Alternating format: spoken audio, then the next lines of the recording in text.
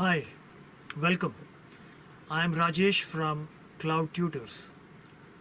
In today's STEM the Confusion series, we look at a physics question. A stone is thrown horizontally from the top of a cliff and falls to the ground some time later.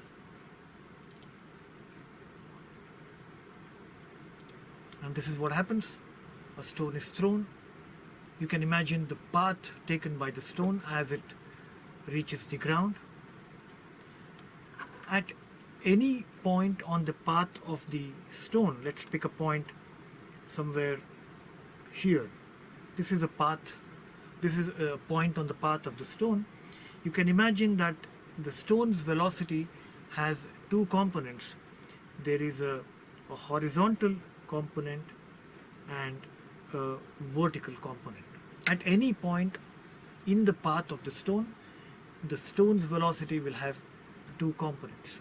And our question for today is, which graph accurately compares the vertical component of the stone's velocity Vv with the horizontal component of the stone's velocity Vh? That's the question.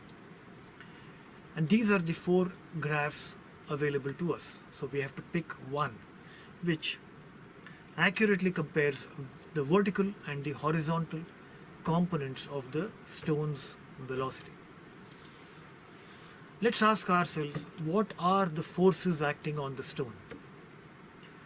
Since we are neglecting air resistance, there is just the one force, which is the force of gravity, and that is acting in the downward direction. What about the acceleration of the stone? So acceleration of the stone can only occur in the downward direction. Now this is a good point where you can connect this concept to Newton's laws of motion. Recall the famous equation F is equal to m multiplied by a. This is a well-known equation. But what you also have to remember is the vector notation, which indicates that the acceleration can occur only in the direction of the force.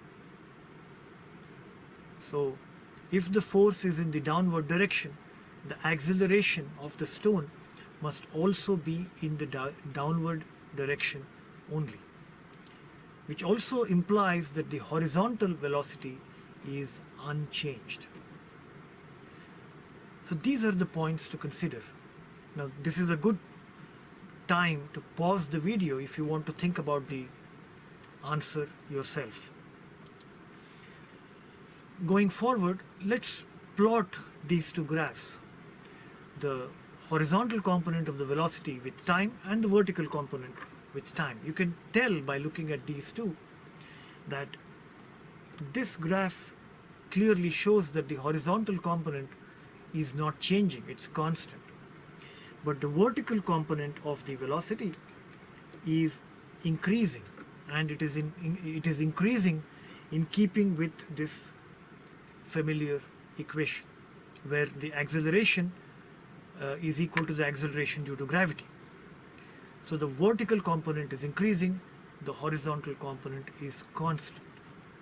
So keeping these in mind, you can relook at the four graphs and decide which of them accurately compares the horizontal and the vertical components.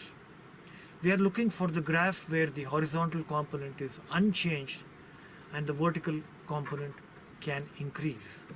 And that is in option D. You look at any point on the graph, the horizontal component is the same, the vertical component of the stone's velocity can increase, and that is the right answer.